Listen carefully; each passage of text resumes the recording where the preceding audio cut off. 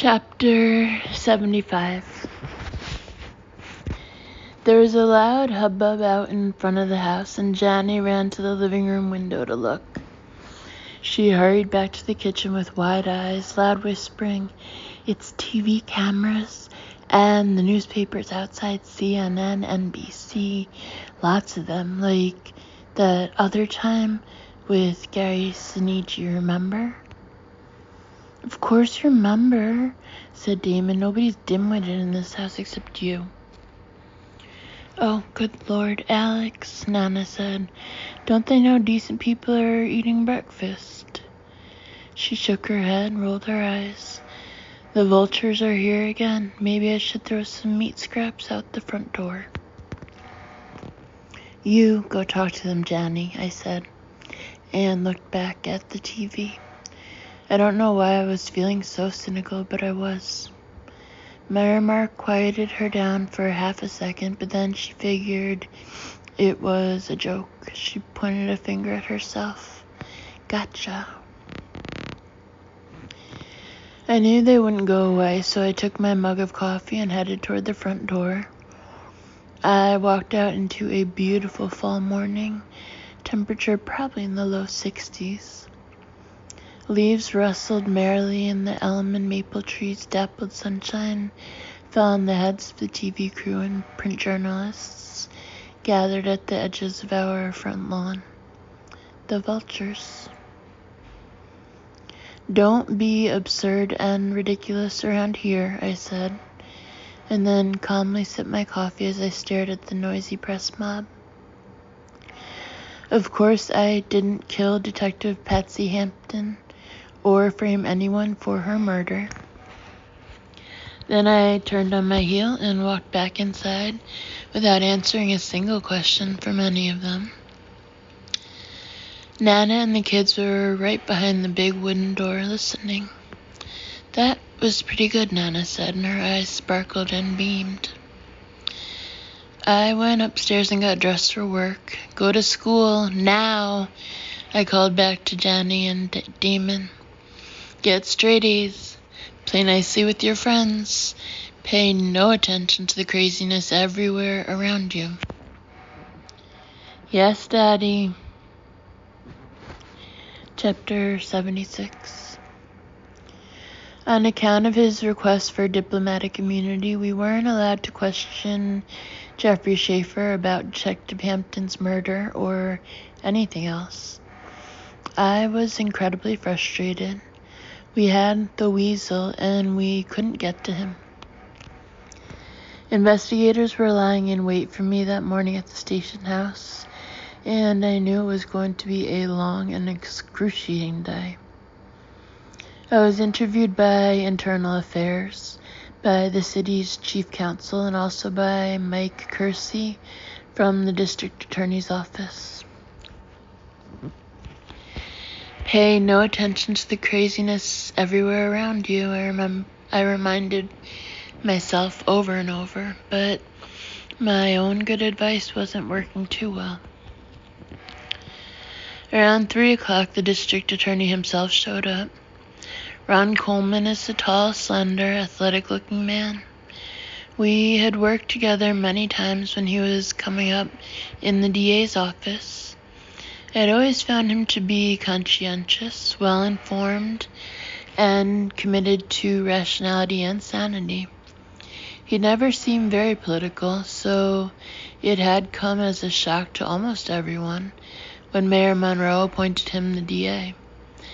Monroe loves to shock people, though. Coleman made an announcement. "Mr. Schaefer already has an attorney, and he is one of the bright stars of our galaxy. He has retained none other than Jules Halpern. Halpern's probably the one who planted the story that you're a suspect, which you aren't as far as I know." I stared at Coleman. I couldn't believe what I just heard. "As far as you know? What does that mean, Ron?" The DA shrugged. "We're probably going to go with Kathy Fitzgibbon on our side.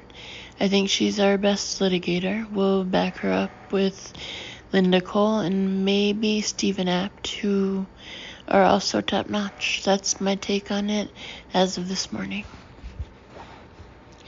I knew all three prosecutors, and they had good reputations, particularly Fitzgibbon. They were on the young side, but nonetheless tireless, smart, dedicated, a lot like Coleman himself. You sound like you're preparing for a war, Ron? He nodded. As I said, Jules Halpern is Schaefer's defense attorney. He rarely loses. In fact, I don't know if he's ever lost a big case like this one. He turns down all the losers, Alex. I looked directly into Coleman's dark eyes. We have Patsy Hampton's blood on the killer's clothes. We have blood in the bathroom drain, and I bet we'll have Schaefer's fingerprints somewhere in Hampton's car before the end of the day. We may have the wire hanger he used to strangle her. Ron? Yes, Alex. I know what you're going to say. I know your question. It's the same one I have. Schaefer has diplomatic immunity, so why bring in Jules Halpern? That's a very good goddamn question we both came up with. I suspect Halpern's been hired to get us to drop the charges completely.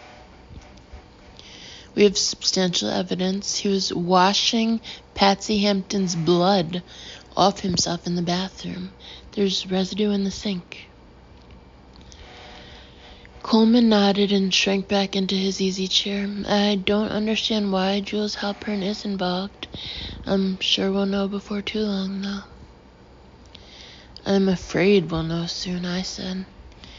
I decided to leave the station by the back way that night, just in case there was press lying in wait out front on Alabama Avenue. As I stepped outside, a small, balding man in a light green suit popped out from behind the adjacent stone wall. That's a good way to get yourself shot, I told him. I was only half kidding. Occupational hazard, he lisped. Don't shoot the messenger, detective. He smiled thinly as he handed me a white, letter-sized envelope.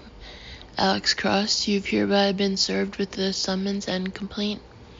Have a nice night, detective, he said in his sibilant whine. Then he walked away as surreptitiously as he'd appeared. I opened the envelope and quickly scanned the letter. I groaned. Now I knew why Jules Halpern had been retained and what we were up against. I had been named in a civil suit for false arrest and defamation of the character of Colonel Jeffrey Schaefer. The suit was for $50 million. Chapter 77. The next morning I was summoned to the District of Columbia Law Department offices downtown. This was not good, I decided. The city's chief counsel, James Dowd, and Mike Kersey from the DA's office were already ensconced in red leather club chairs. So was Chief of Detectives Pittman, who was putting on quite a show from his front row seat. You mean to tell me that because Schaefer has diplomatic immunity, he can avoid criminal prosecution in criminal court? But he can traipse right into our civil court and get protection against false arrest and defamation? Kersey nodded and made clucking noises with his tongue and teeth. Yes, sirree, Bob, that's it, exactly. Our ambassadors and their staffs enjoy the same kind of immunity in England and everywhere else around the world. No amount of political pressure will get the Brits to waive immunity. Schaefer is a war hero from the Falklands. Supposedly he's also pretty well respected inside the security service, though lately he seems to have been in some trouble. What kind of trouble? I asked. They won't tell us. Pittman was still badgering the lawyers. What about that clown from the Baltic Embassy? The one who wiped out the sidewalk cafe? He went to trial. Mike Kersey shrugged. He was just a low-level staffer from a low-level country that we could threaten. We can't do that with England. Why the hell not? Pittman frowned and thumped his hand hard against the arm of his chair. England isn't worth shit anymore. The phone on Dowd's desk rang, and he raised his hand for quiet. That's probably Jules Halpern. He said he'd call at 10, and he's an efficient bastard. If it is him, I'll put him on the speaker box. This should be about as interesting as a rectal exam done with a cactus. Dowd picked up and exchanged pleasantries with the defense attorney for about 30 seconds. Then Halpern cut him off. I believe we have matters of substance to discuss. My schedule is rather tight today. I'm sure you're hard-pressed as well, Mr. Dowd. Yes, let's get down to business, Dowd said, raising his thick, curly black eyebrows. As you know, the police have a qualified privilege to arrest anyone if they have probable cause. You simply don't have a civil case, counselor. Halpern interrupted Dowd before he had finished speaking. Not if that person identifies himself from the outset as having diplomatic immunity, which my client did. Colonel Schaefer stood in the doorway of his therapist's apartment, waving his British security service shield like a stop sign, and saying that he had immunity. Dowd sighed loudly into the phone. There was blood on his trousers, counselor. He's a murderer, counselor, and a cop killer. I don't think I need to say any more on the subject. With respect to the alleged defamation, the police also have a qualified privilege to talk to the press when a crime has been committed. And I suppose that the chief of detectives' statement in front of reporters and several 100 million others around the world isn't slander per se. That's correct, it isn't. There's a qualified privilege with respect to public figures such as your client. My client is not a public figure, Mr. Dowd. He is a very private individual. He is an intelligence agent. His very livelihood, if not his life, depends on his being able to work undercover.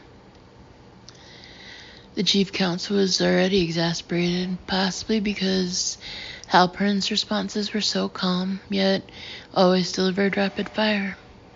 All right, Mr. Halpern, so why are you calling us? Halpern paused long enough to make Dowd curious. Then he began again. My client has authorized me to make a very unusual offer. I have strongly advised him against it, but he maintains his right to do so. Dowd looked startled. I could tell that he hadn't been expecting any kind of deal offer. Neither had I. What was this about? Go ahead, Mr. Halpern, said Dowd. His eyes were wide and alert as they roamed around the room looking at us. I'm listening. I'll bet you are, and all your esteemed colleagues as well. I leaned forward to hear every word. Jules Halpern continued with the real reason for his call. My client wants all possibility of a civil case being brought against him waived. I rolled my eyes. Halpern wanted to make certain that no one could sue his client in civil court after the criminal court case was concluded. He remembered that O.J. Simpson had been set free in the one court only to be bankrupted in the other. Impossible, said Dowd. There's no way in hell that will ever happen. No way. Listen to me. There is a way, or I wouldn't have broached the subject. If this is done, and if he and I can be convinced of a speedy route for a criminal trial, my client will waive diplomatic immunity. Yes, you heard me correctly. Jeffrey Schaefer wants to prove his innocence in a court of law. He insists on it, in fact. Dowd was shaking his head in disbelief. So was Mike Kersey. His eyes were glazed with astonishment as he glanced across the room at me. None of us could believe what we had just heard from the defense attorney. Jeffrey Schaefer wanted to go to trial. Book 4, Trial and Errors, Chapter 78. Conker had watched her work High Street in Kensington for nearly 6 weeks. She became his obsession, his fantasy woman, his game piece. He knew everything there was to know about her. He knew that he was starting to act like Schaefer. They all were, weren't they? The girl's name was Noreen Ann, and a long time ago, 3 years to be exact, she had traveled to London from Cork, Ireland, with lovely dreams of being a fashion model on the world stage. She was 17 then, nearly 5'10", slender, blonde, and with a face that all the boys and even the older men back home told her was destined for magazine covers or maybe even the cinema. So what was she doing here on High Street at 1:30 in the morning? She wondered about it as she forced a coquettish smile and occasionally waved a hand at the leering men in their slowly passing cars that made the rounds of High Street, De Vere Gardens, Exhibition Road. They thought she was pretty alright, just not pretty enough for British or American magazine covers, and not good enough, not classy enough to marry or have as a girlfriend. Well, at least she had a plan, and she thought it was a good one. Noreen Ann had saved nearly 2,000 quid since she began to walk the streets. She thought she needed another 3,000 or so, and then she would head back to Ireland. She'd start a small beauty shop because she did know the secrets of beauty, and also a lot about the dreams. So here I am in front of the Kensington Palace Hotel in the meantime, she thought, freezing my fine bum off. "Excuse me, miss," she heard, and turned with a start. She hadn't heard anyone come up on her. "I couldn't help noticing you standing here. You're an extraordinary beauty, but of course you know that, don't you?" Noreen Ann felt relief the moment she saw who it was. This one wouldn't hurt her, couldn't if he tried. She could hurt him if it came to that. He was old, in his late 60s or 70s. He was obscenely fat, and he was seated in a wheelchair. And so she went off with Conqueror. It was all part of the game. Chapter 79. The Americans had promised a speedy route to trial, and the fools had actually delivered. 5 months had passed since the murder of Detective Patsy Hampton. Alex Cross had been shuttling back and forth to Bermuda, but he still had no idea where Christine had disappeared to. Schaefer was out of jail, but on a very short leash. He hadn't played the game once since Hampton's murder. The game of games had been on hold, and it was driving him mad. Now Schaefer sat in his black Jag in the parking lot directly under the courthouse, feeling hopeful. He was eager to stand trial on the count of aggravated, premeditated murder in the first degree. The rules of play had been established, and he appreciated that. The suppression hearing weeks before was still a vivid memory for him. He had relished every minute of it. The preliminary hearing was held before the jury selection to determine what evidence would be allowed at the trial. It took place in the spacious chambers of Judge Michael Fesco. The judge set the rules, so in a way he was the game master. How fabulously droll, how delicious. Schaefer's lawyer, Jules Halpern, argued that Schaefer had been in a therapy session at Dr. Cassidy's home office and therefore had every right to privacy. That privacy was violated. First, Dr. Cassidy refused to let Detective Cross and the other officers come inside. Second, Colonel Schaefer showed his identification to the detective. It proved that he was with the British Embassy and had diplomatic immunity. Cross barged into the therapist's office anyway. Consequently, any evidence obtained, if indeed any evidence was obtained, is the result of unlawful search. Judge Fesco took the rest of the day to consider, then announced his decision the next morning. As I listened to both sides, it seemed to me that the issues were straightforward and not all that unusual in a murder case. Mr. Schaefer does indeed have diplomatic immunity. However, it is my opinion that Detective Cross acted in a reasonable and lawful manner when he went to Dr. Cassidy's apartment. He suspected that a grave crime had been committed. Dr. Cassidy opened the door, allowing Detective Cross plain view of Mr. Schaefer's attire. Colonel Schaefer has insisted all along that his diplomatic immunity denied Detective Cross permission to enter the premises. I am therefore going to allow the prosecution to use the clothing Colonel Schaefer was wearing on the night of the murder, as well as the blood on the carpet outside the apartment door, as evidence. The prosecution may also use any evidence found in the parking garage, both in Detective Hampton's car and in Colonel Schaefer's, Judge Fesco continued, and this was the key part of his ruling. I will not allow evidence found once Detective Cross entered the apartment against the stated wishes of both Colonel Schaefer and Dr. Cassidy. Any and all evidence discovered during the initial or subsequent searches is suppressed and will not be allowed at the trial.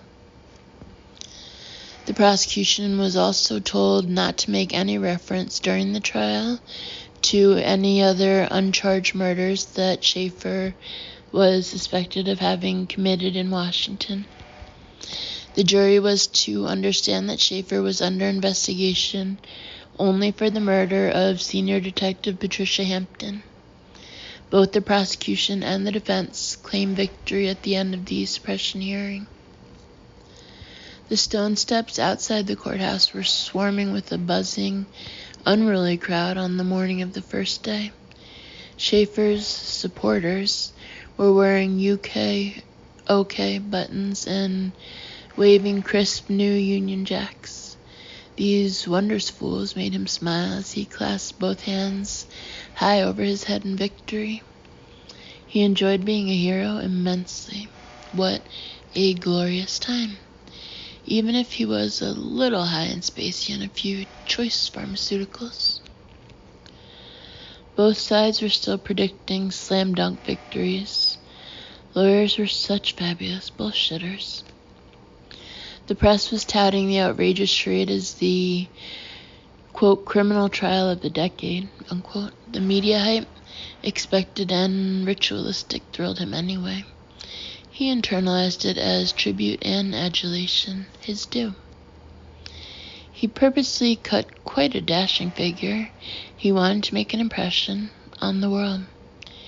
He wore a soft-shouldered tailored gray suit, a striped bespoke shirt from Bud, and black Oxfords from Lobbs, St.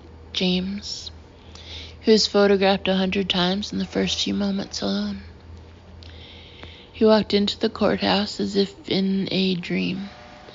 The most delicious thing of all was that he might lose everything. Courtroom 4 was on the 3rd floor. It was the largest in the building. Closest to the double set of public doors was a gallery that held around 140 spectators. Then came the bar area, where the attorneys' tables were situated. Then the judge's bench, which took up about a quarter of the room. The trial began at 10 in the morning, and it was all a rattle and hum to him.